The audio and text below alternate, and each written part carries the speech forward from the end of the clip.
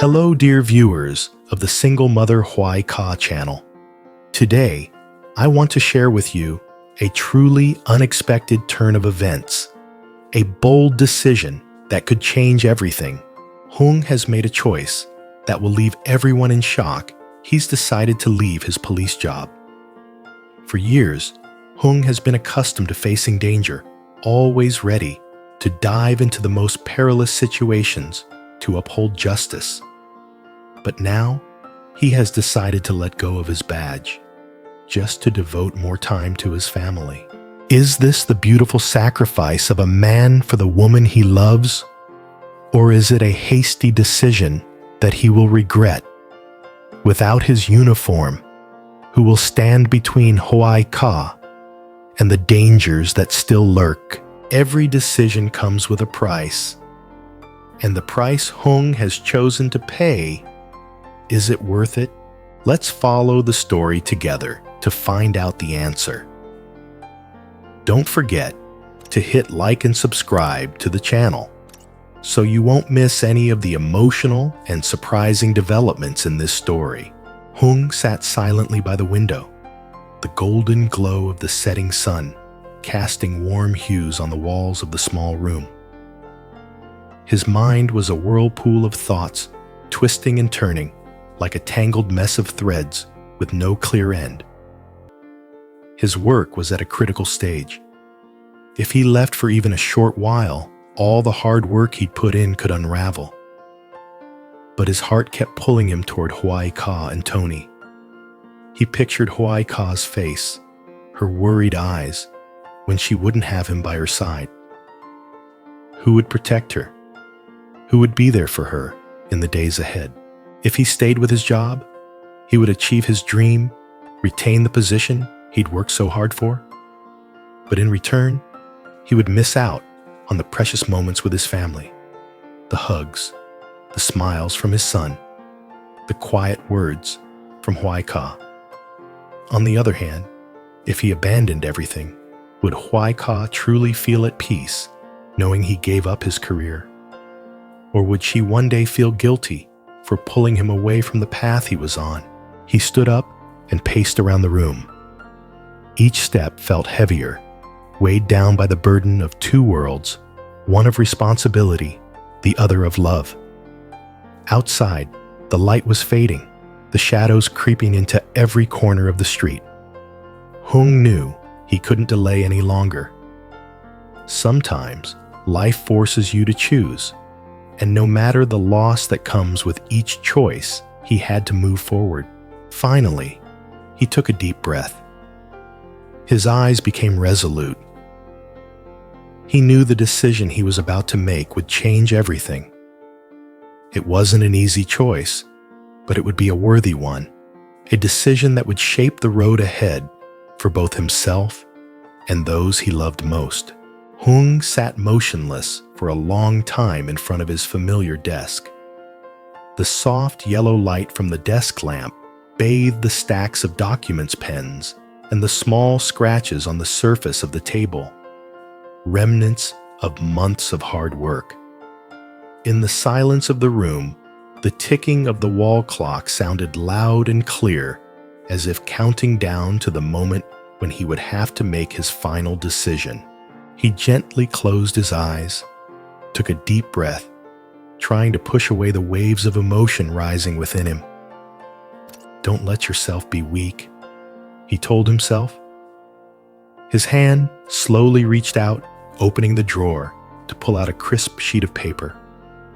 The familiar scent of fresh paper stirred something inside him. He took the pen in hand, and the black ink flowed from the nib, forming the first letters, Resignation letter. At that moment, his heart tightened. Each word felt like a cut into his memories. This was the job he had dreamed of since he was a young man, the goal he had tirelessly pursued, despite the setbacks, the pride he held before his family and friends. Yet today, it was his own hand that was writing a letter to walk away from it. Each letter that followed felt heavier. He didn't write quickly, but slowly, savoring each line as if bidding farewell to a close friend. Memories flooded his mind the first day on the job, the joy of wearing the uniform, the sleepless nights finishing reports, the mornings leaving when the sky was still dark and returning only when the city was asleep. When the last sentence was written, he placed the pen down. His hand trembled slightly, his eyes welling up. He picked up the paper, reading through it again, feeling the warmth of his touch still imprinted on it. His eyes blurred, but he knew he had to accept it.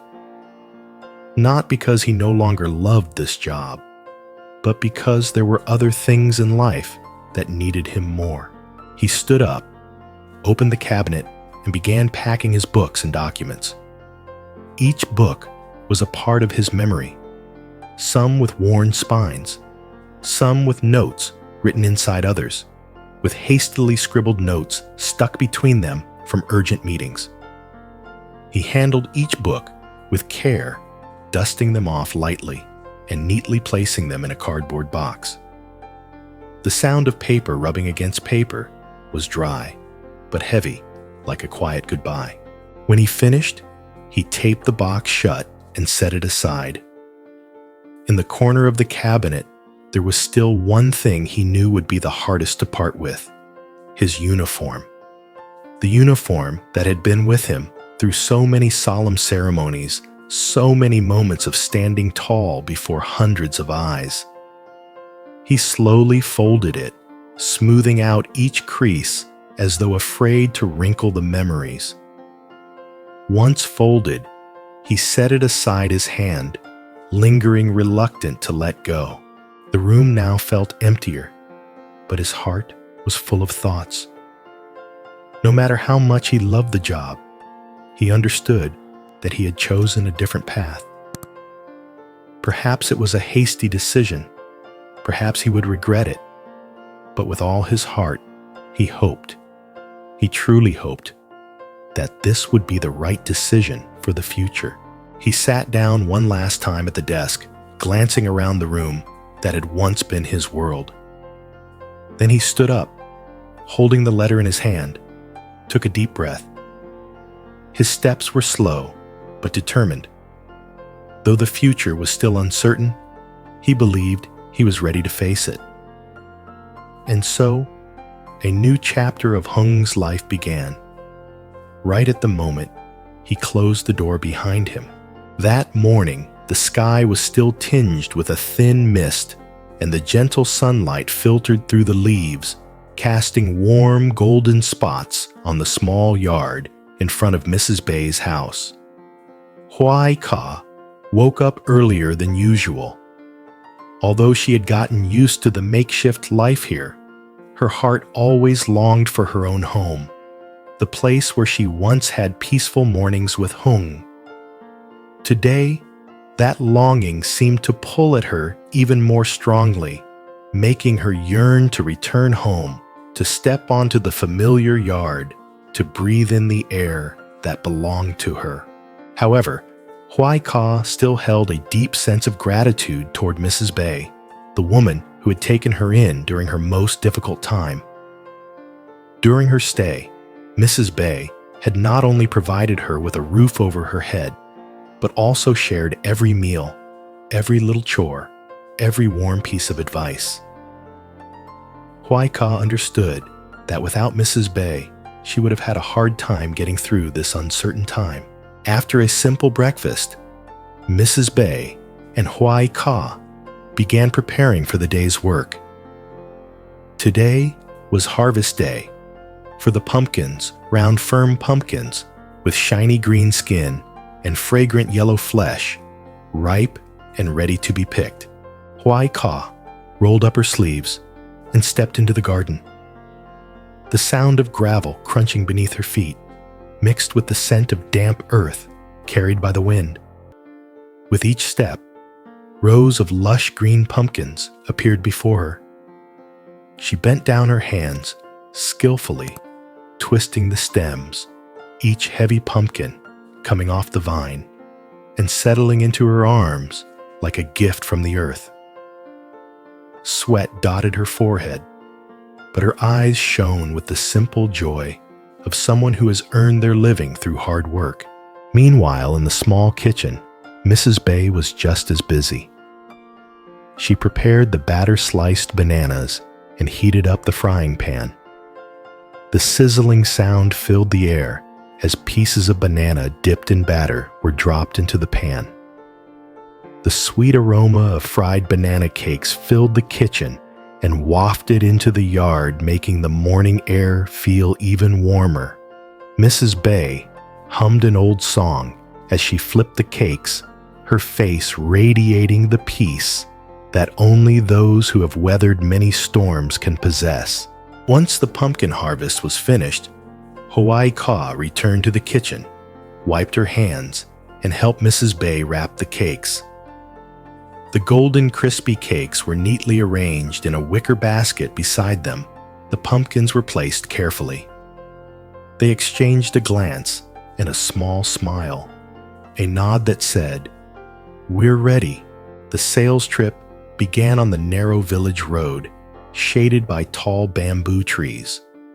The sound of footsteps mixed with lively chatter.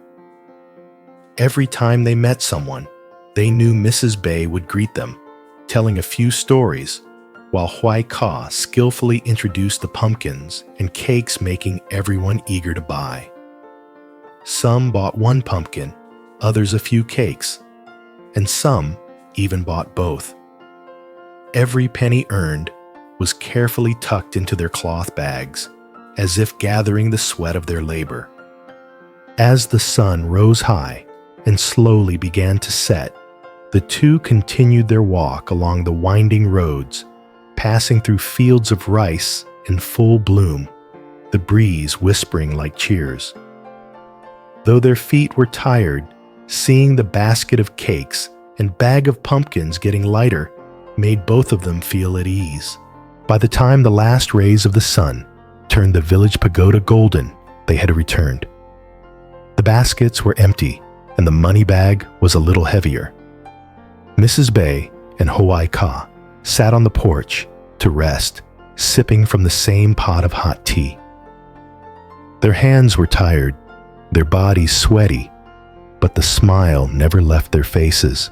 Hawaii Ka looked up her gaze, lost as she looked down the road leading home. Little did she know, not far away, Hùng was packing up his belongings at his desk, preparing to leave the job he had once dedicated himself to, just to spend more time with her and Tony.